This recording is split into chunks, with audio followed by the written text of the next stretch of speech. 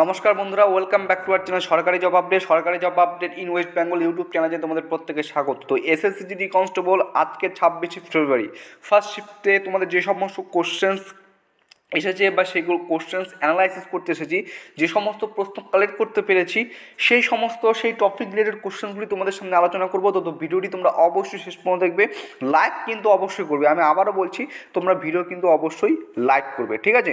তো চলো একে একে আমরা প্রতিটি প্রশ্ন দেখে নিচ্ছি, এবং যাদের আজকে এই 26শে ফেব্রুয়ারি ফার্স্ট শিফটে যাদের এক্সাম ছিল, তোমরা অবশ্যই কমেন্ট বক্সে কমেন্ট করবে যে এই টপিক বা রিলেটেড কোনো কোশ্চেন্স তোমাদের এসেছে না। কারণ একটাই বলছি, কারণ অনেক প্রার্থী থাকে যারা বলে না দাদা তুমি ভুল আপডেট দিচ্ছ, ভুল প্রশ্ন আমাদের সাথে শেয়ার করছো, ঠিক আছে? তো দেখো, কিছু কিছু কোশ্চেন আছে যেগুলো আমরা জানতে পারি, এবং কিছু কিছু কোশ্চেন আছে তো ঠিকমতো তারা বলতে পারে না, কারণ একটা চাপ থেকে, পরীক্ষার এক্সাম হল থেকে বেরিয়ে আসার মুহূর্তের পর একটা চাপ থেকে তুমি সেটা সকলেই জানো, এবং সেই টপিক রিলেটেড কী কী কোশ্চেন সেগুলো আমি তোমাদের সাথে শেয়ার করার চেষ্টা করছি, ঠিক আছে?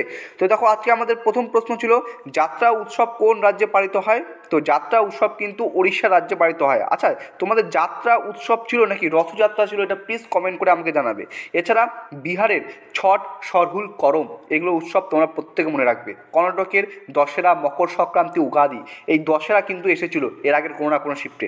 কাশ্মীরের অমরনাথ যাত্রা, হেমিস গুম্ফা মেলা, খিচড়ি অমাবস্যা উল্লেখযোগ্য। পাঞ্জাব ও হরিয়ানায় লহরি ও টিক্কা বিভিন্ন উৎসব উল্লেখযোগ্য। তো এগুলো অবশ্যই তোমরা দেখে যাবে।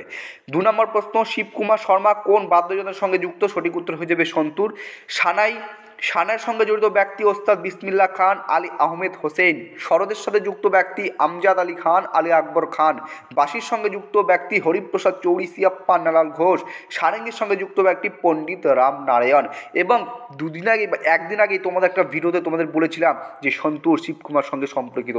তোমাদের এই জন্য এই এক্সট্রা ফ্যাক্টগুলো তোমাদের জন্য মোস্ট ইম্পর্টেন্ট। তো এই এক্সট্রা ফ্যাক্টের জন্য যারা কমন পেয়েছো বা যারা দেখেছো এর আগের ভিডিওগুলো, তোমাদের উদ্দেশ্যে একটা কথা, 200টা লাইক কিন্তু এই ভিডিওতে আমরা চাই। আর একটা কোশ্চেনের প্যাটার্ন কি পরিবর্তন হয়েছে এর আগের যে 5 দিন?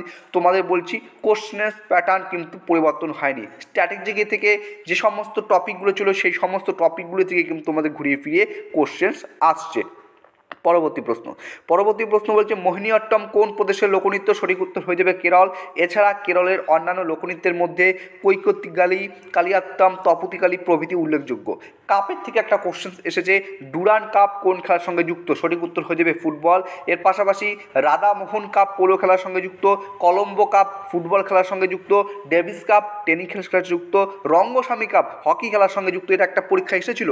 ইউরো কাপ পোলো খেলার সঙ্গে যুক্ত, থমাস কাপ ব্যাডমিন্টন খেলার সঙ্গে যুক্ত। হতে পারে আপকামিং যাদের এক্সাম আছে এই কটা কাপের থেকে যে কোনো একটা কাপ তোমাদের কমন পড়েই গেল, ঠিক আছে?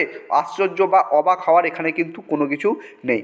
পরবর্তী প্রশ্ন বলেছে, দেখো, আয়তনের দিক থেকে ভারত বিশ্বের কততম দেশ? সঠিক উত্তর হয়ে যাবে 7ম। শীর্ষ 6টি দেশ কে রয়েছে? প্রথমে রাশিয়া, তারপরে কানাডা, তারপরে আমেরিকা, তারপরে চীন, ব্রাজিল, অস্ট্রেলিয়া, তারপর হচ্ছে আমাদের প্রিয় ভারত 7ম অবস্থান করেছে, ঠিক আছে? এটি মানে ভারত বিশ্বের মোট স্থলভাগের 2.4% স্থান জুড়ে অবস্থিত। এরপরে দেখো কি বলছে, গৃহলক্ষ্মী যোজনা কোন রাজ্যের সঙ্গে সম্পর্কিত? কর্ণাটক। তো এই প্রশ্নটা একটু ভালো করে বলবে যারা এক্সাম দিয়েছো, কী কোশ্চেন এসেছিল। অ্যাটর্নি জেনারেল কার দ্বারা নিযুক্ত হন? সঠিক উত্তর রাষ্ট্রপতি। অ্যাটর্নি জেনারেল হলেন ভারত সরকারের প্রধান আইনি উপদেষ্টা। সংবিধানের 76 নং ধারা কিন্তু এর উল্লেখ রয়েছে। এর উল্লেখ মানে অ্যাটর্নি জেনারেলের উল্লেখ রয়েছে, একটু তোমরা দেখে নেবে। পরবর্তী প্রশ্ন, বর্তমানে মৌলিক কর্তব্যের সংখ্যা কটি? বর্তমানে মৌলিক কর্তব্যের সংখ্যা রয়েছে 11টি। এই মৌলিক কর্তব্য সংবিধানের 51 ধারায় উল্লেখিত রয়েছে। এই মৌলিক কর্তব্যের ধারণাটি এসেছে রাশিয়ার সংবিধান থেকে। কে এনেছিলেন? শ্রীমতী ইন্দিরা গান্ধী। অভিনব বিন্দ্রা কত সালে স্বর্ণপদক জিতেছিল? 2008 সালে চীনের বেজিং অলিম্পিকে কিন্তু অভিনব বিন্দ্রা স্বর্ণপদক জিতেছিল। কমেন্ট বক্সে কমেন্ট করো, হতে পারে আপকামিং শিফটে বা আপকামিং এক্সামে কোশ্চেন পেতে পারো যে অভিনব বিন্দ্রা নিম্নের কোন খেলার সঙ্গে যুক্ত। পরবর্তী প্রশ্ন, সন্দীপ কুমার কোন খেলার সঙ্গে যুক্ত? রেস ওয়াকার। সন্দীপ কুমার কোন খেলার সঙ্গে যুক্ত? রেস ওয়াকার ও ওয়াক রেস খেলার সঙ্গে তিনি যুক্ত। বরাহমিহিরের পুস্তক কটি ভাগে বিভক্ত? বা এই বরাহমিহির, দেখো এই যে বরাহমিহির পুস্তক যেটা বললাম না, এই কোশ্চেন্সটা এরকম এসেছিলো, বা বরাহমিহির রিলেটেড কোন একটা কোশ্চেন্স তোমাদের এসেছিলো, বরাহমি রিলেটেড কোন একটা কোশ্চেন্স তোমাদের এসেছিলো। তো যারা আবারও বলছি এই শিফটে এক্সাম দিয়েছো তারা অবশ্যই কমেন্ট বক্সে কমেন্ট করবে। পরবর্তী প্রশ্ন, ভগৎ সিং বটুকেশ্বর দত্ত কোথায় বোম ছুঁড়েছিলেন? সেন্ট্রাল অ্যাসেম্বলি দিল্লিতে 1929 সালের 8ই এপ্রিল। অরুণাচল প্রদেশ সম্পর্কিত একটি জনজাতির নৃত্য রিলেটেড একটা কোনো একটা কোশ্চেন সম্ভবত মনে হয়ে এসেছিলো। অরুণাচল প্রদেশে যে সমস্ত নৃত্য রয়েছে তার মধ্যে আজি লহমু বুইয়া নাচ, ওয়াঞ্চ নাচ প্রভৃতি উল্লেখযোগ্য। ম্যান্ডেলিফের পর্যায় সারণী সম্পর্কিত একটা কোশ্চেন তোমাদের এসেছিল, ঠিক আছে। বেরোজগারি কিভাবে পরিমাপ করা হয় অথবা ভারতের বেরোজগারির শতাংশ কত, এরকম একটা কোনো কোশ্চেন টপিক রিলেটেড কোশ্চেন এসেছিল কি না, অবশ্যই যাদের এই শিফটে হয়েছে তারা অবশ্যই জানাবে। আরবিআই অক্টোবর 2023 কাকে নির্বাহী পরিচালক রূপে নিযুক্ত করেছে, সঠিক উত্তর হয়ে যাবে মনীষ কাপুর। তো এই 15 থেকে 16টি কোশ্চেন তোমাদের জন্য কালেক্ট করতে পেরেছি। যাদের এই শিফটে এক্সাম ছিল তার প্রত্যেকে অবশ্যই কমেন্ট বক্সে কমেন্ট করে জানাবে যে এই টপিক বা এই রিলেটেড কোনো কোশ্চেন তোমাদের এসেছে কি না, ঠিক আছে।